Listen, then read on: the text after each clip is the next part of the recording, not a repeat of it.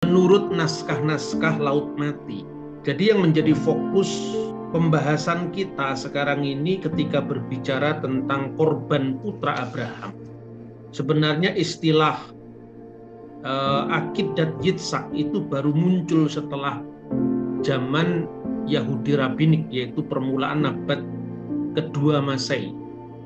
Nah, sekarang kita akan melihat lebih tua daripada itu.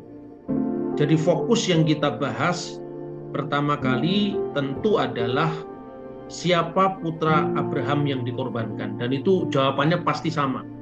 Semua sumber Yahudi, sumber Kristen dari zaman paling awal sampai sekarang saya kira sama, yaitu Ishak. Yang kedua adalah tempat di mana pengorbanan itu terjadi. Artinya Ishak nyaris dikorbankan itu di mana? Di sini mulai ada versi, di mana versi Samaritan dan versi Yahudi. Dan yang ketiga, bagaimana perkembangan penghayatan mengenai korban putra Abraham ini? Apakah itu sekedar bermakna memorial, artinya peringatan akan ketaatan Abraham sebagai bapak orang beriman, atau lebih daripada itu juga bermakna sakramental, artinya bermakna penebusan. Nah, tiga hal ini yang akan kita bahas. Yang pertama, mengenai ayat yang dibaca, yaitu kitab Taurat atau kitab Torah ya, Sefer Bereshit, kitab Kejadian, mulai dari pasalnya itu ke-22, mulai dari ayat 1 sampai dengan ayat 19. Nah, ayat yang awal menyebut tentang putra Abraham yang harus dikorbankan itu adalah ayat yang kedua. Firman-Nya, firman Allah, ambillah anakmu yang tunggal itu yang engkau kasihi, yakni Ishak, dan pergilah ke tanah Moria, dan persembahkanlah dia di sana sebagai korban bakaran pada salah satu gunung yang akan kukatakan kepadamu. Ini kata kuncinya. Nah, saudara-saudara, ketika kita membaca naskah-naskah kuno manapun saya kira ya, baik itu Taurat Yahudi Kristen, karena Taurat yang dimiliki oleh orang Kristen itu sepenuhnya sama dengan Taurat Yahudi, yaitu Torah ya, yang terdiri dari 5 bagian, 5 buku, mulai dari Sefer Bereshit, Sefer Elishemot, Sefer Wayikra, Sefer Bamidbar, dan Sefer Elehadevarim. Kitab Kejadian, Keluaran, Imamat, Bilangan, Ulangan. Itu sama. Lalu juga Torah Samaria, Torah Somron. Torah Samaria itu dipakai oleh orang-orang Yahudi yang memisahkan diri pada saat pembangunan Bait Suci sepulang mereka mendapatkan kebebasan beragama berdasarkan maklumat yang dikeluarkan oleh Raja Kores Agung. Dan akibat dari penolakan orang-orang Yahudi di Yerusalem, ya, orang-orang Yahudi di Yerusalem, dengan bergabungnya orang-orang Samaria ini, maka mulailah terjadi pemisahan diri antara orang Samaria dan orang-orang Yahudi yang ada di Yerusalem. Lalu mulailah muncul ada satu versi bahwa tempat Moria, tapi di Bukit Moreh, di tanah Moreh, bukan di Eret Moria, tapi di Eret Hamore, dan More itu diartikan Gunung Gerizim. Jadi seluruh naskah kuno, baik yang dimiliki oleh orang Yahudi, dari teks asli Taurat di dalam bahasa Ibrani, lalu terjemahan-terjemahan yang dilakukan oleh orang Yahudi, misalnya berbagai macam targum dalam bahasa Aram, lalu Septuaginta yang diterjemahkan oleh orang-orang Yahudi diaspora di Alexandria dalam bahasa Yunani abad ketiga sebelum Masehi, maupun kitab Kejadian yang ada di lingkungan orang Kristen, mulai dari naskah aslinya juga teks Ibrani, lalu Septuaginta yang yang diwarisi oleh orang-orang Kristen dari orang Yahudi di perantauan, kemudian terjemahan-terjemahan yang dilakukan oleh orang Kristen pada awal sejarah kekristenan, misalnya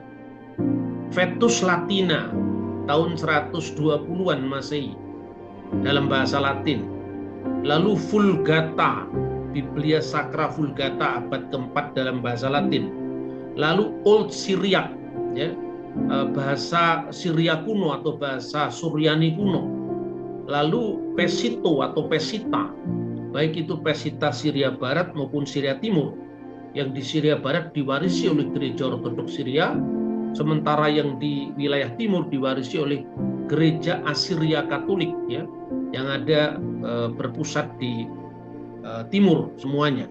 Itu tidak ada satu perbedaan manapun bahwa yang nyaris dikorbankan itu adalah Iska dan bukan Ismail.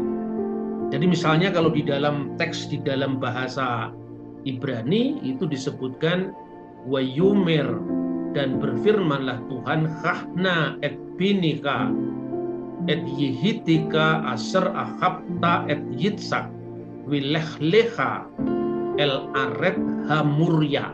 Itu teks Ibrani. Ambillah anakmu yang tunggal yang kau kasihi, yaitu Iska, dan bawalah dia ke tanah Murya. Ini semuanya sama.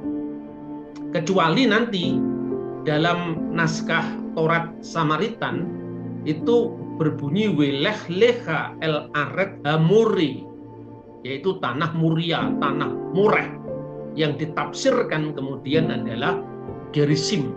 Sekarang letaknya di Nablus, wilayah Palestina.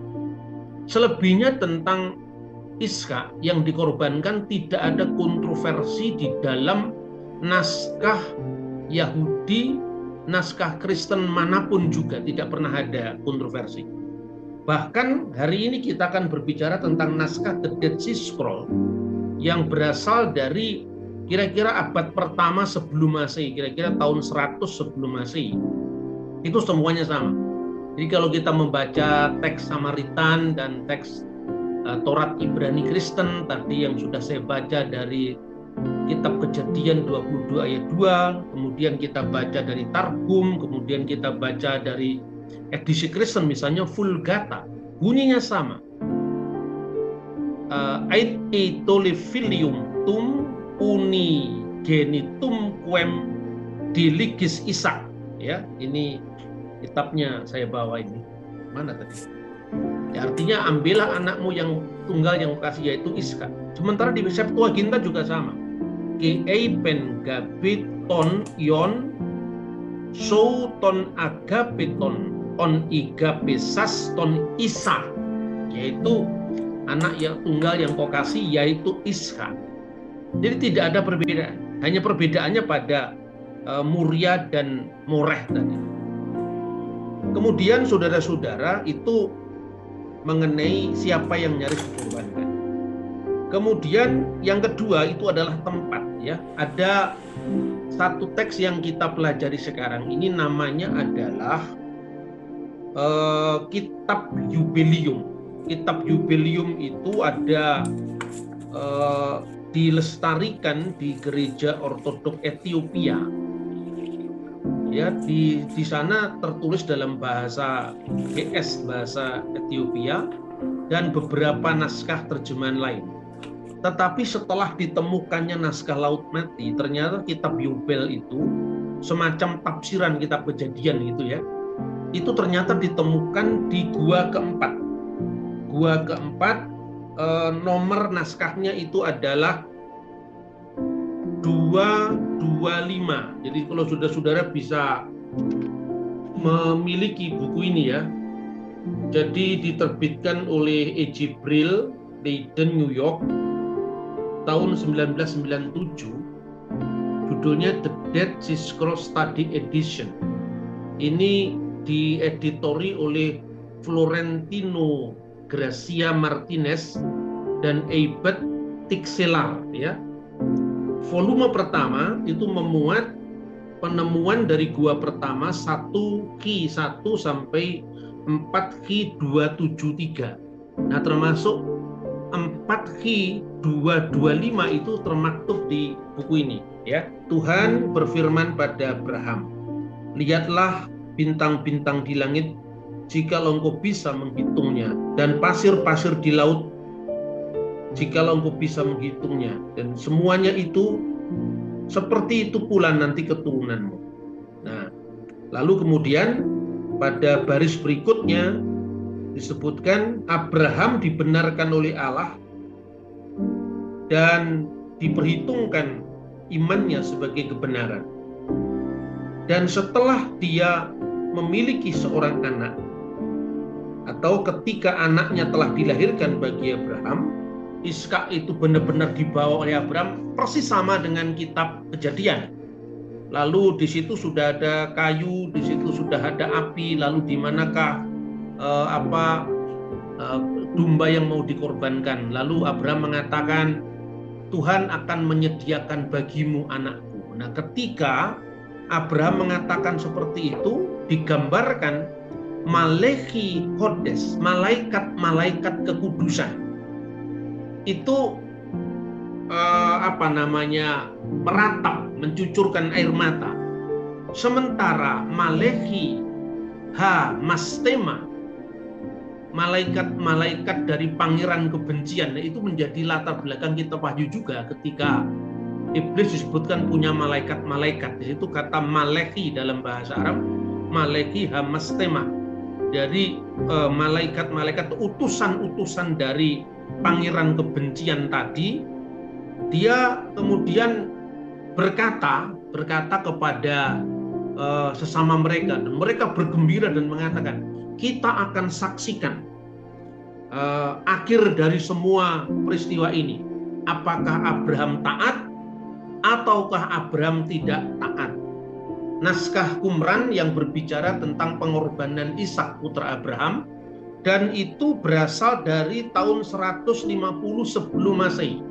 Jadi ini jauh lebih tua dari karya Flavius Josephus, ahli sejarah Yahudi abad pertama, yang juga bercerita tentang pengorbanan Ishak ketika usianya 25 tahun, ya. Dan itu tentu lebih tua daripada naskah-naskah tafsiran para rabi Yahudi dari abad pertengahan yang mencatat bahwa ketika Ishak dikorbankan itu umur 37 atau 36 tahun. Dan ternyata saudara-saudara, itu tradisi yang baru berkembang sebagai reaksi atas kekristenan. Jadi kira-kira kalau digambarkan seperti ini, tradisi yang lebih tua dari tradisi rabbinik abad kedua, sebetulnya pengorbanan Ishak itu terjadi pada bulan Nisan. Dan 7 peringatan tentang kehidupan Abraham dalam kitab Yobel itu sesungguhnya terkait antara lain pengorbanan Ishak, yang dalam beberapa naskah kuno sebelum runtuhnya Bait Allah itu disebutkan bahwa Ishak itu yang dikorbankan oleh Abraham itu pada bulan Nisan. Tetapi karena pengorbanan Kristus pada zaman kekristenan mula-mula itu juga terjadi pada bulan Nisan, maka orang Kristen kemudian menarik penafsiran dari teks tentang pengorbanan Ishak ini sebagai prefigurasi, sebagai bayangan tentang peristiwa yang akan datang, yang dikaitkan sebagai gambaran akan pengorbanan Kristus. Dan saya kira beberapa teks dari kitab suci Perjanjian Baru memang menafsirkan seperti itu.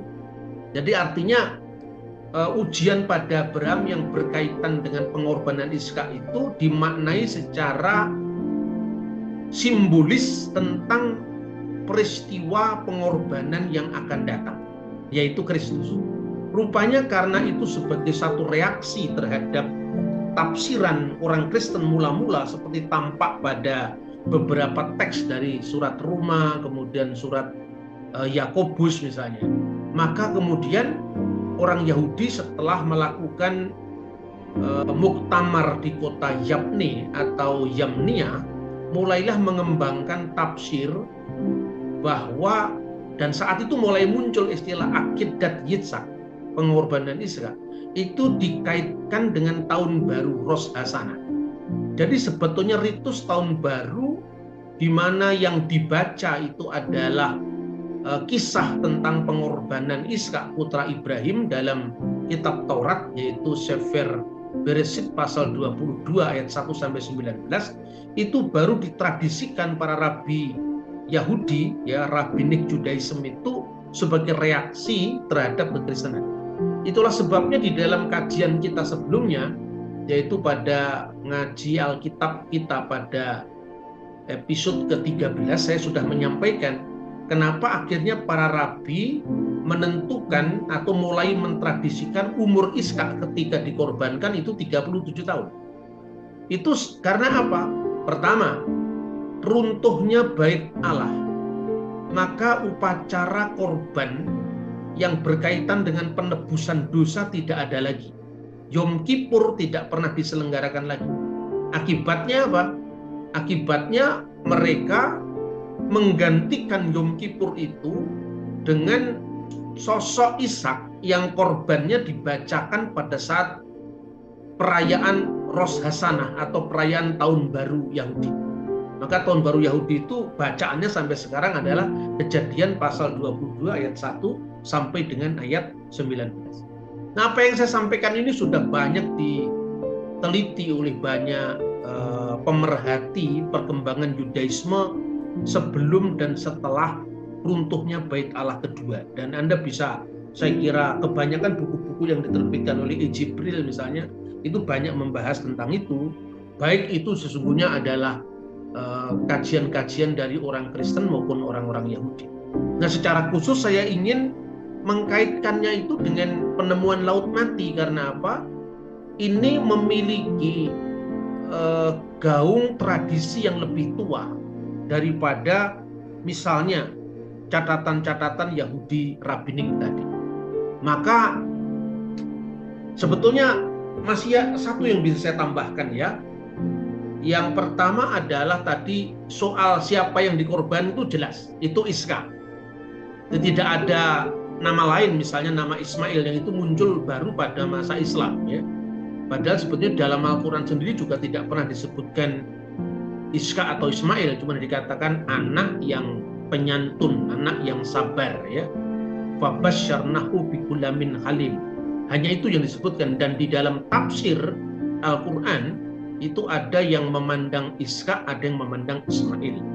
Salah satu tafsir yang menganut itu Ishak dan nama Ismail belum muncul, yang kira-kira terbit cukup tua, yaitu sekitar tahun 767 Masehi, itu adalah tafsir Muqatil bin Sulaiman, di mana versi Ismail tidak disebut sama sekali, yang ada hanya Huwa Ishak bin Sarah, dia adalah Ishak anaknya Sarah, hanya itu. Begitu juga teks-teks selanjutnya.